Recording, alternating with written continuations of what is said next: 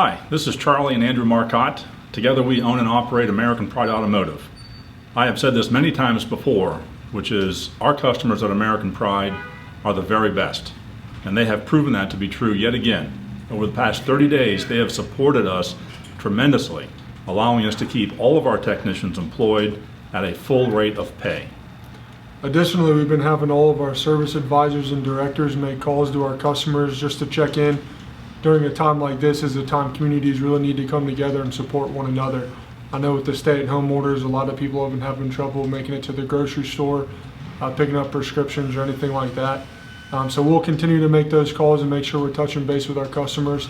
And additionally, if there's anything we can do for you, either automotive related or not, please don't hesitate to give us a call. Good point.